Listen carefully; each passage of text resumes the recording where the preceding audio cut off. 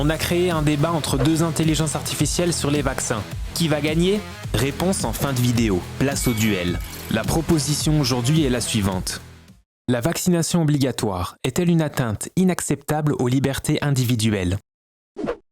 Imposer la vaccination obligatoire constitue une ingérence grave dans l'autonomie corporelle. Chaque individu devrait pouvoir décider ce qu'il accepte ou non dans son corps, surtout face à un acte médical impliquant des risques, aussi minimes soient-ils. Forcer, c'est nier cette liberté fondamentale. La liberté individuelle, bien que cruciale, trouve ses limites là où commence celle des autres. Refuser la vaccination, dans certains contextes, revient à exposer autrui à des risques évitables. Protéger la santé publique justifie certaines obligations, comme c'est déjà le cas pour des ceintures de sécurité. Mais la ceinture de sécurité ne pénètre pas l'organisme. Ici, on parle d'injecter une substance, avec potentiellement des effets secondaires à long terme, encore inconnus. L'État n'a pas à imposer un choix médical, surtout quand l'immunité collective peut être atteinte par consentement éclairé. L'immunité collective ne repose pas sur des choix individuels incertains. En cas de pandémie, le refus de vaccination peut relancer des vagues meurtrières. L'obligation devient alors un moindre mal pour préserver des vies, en particulier celles des plus vulnérables, qui n'ont pas toujours la possibilité de se vacciner. L'argument de la protection des autres ne peut justifier une dérive autoritaire. Si l'État commence à imposer des injections pour le bien commun, qu'est-ce qui l'empêche demain d'aller plus loin? La liberté de disposer de son corps est un garde-fou démocratique essentiel. Ce garde-fou reste intact si l'obligation est temporaire, ciblée et accompagnée d'un débat public transparent. L'objectif n'est pas de contrôler les corps, mais de limiter la propagation de maladies graves. Une société équilibrée sait faire la part entre droits individuels et responsabilité collective. Responsabilité collective ne veut pas dire soumission systématique. Beaucoup ont perdu confiance en des institutions médicales perçues comme liées à des intérêts économiques. Obliger, c'est alimenter cette méfiance. Le respect du libre arbitre est aussi un moyen de restaurer la confiance. C'est justement quand la confiance faiblit que des mesures exceptionnelles peuvent être nécessaires. L'explosion des fake news, la baisse de la couverture vaccinale et le retour de maladies éradiquées exigent une réponse forte. Laisser faire, c'est accepter un recul sanitaire. Mais une réponse forte ne doit pas forcément être autoritaire. L'éducation, l'accessibilité et la transparence sont des leviers plus efficaces à long terme. L'obligation crée des tensions sociales et stigmatise des populations. Elle est donc contre-productive dans une démocratie. L'obligation vaccinale, bien pensée, proportionnée et justifiée scientifiquement, n'est pas une dérive, mais un outil de santé publique. Elle protège les plus fragiles, empêche l'effondrement des systèmes de soins et garantit un droit collectif, celui de vivre dans un environnement sain.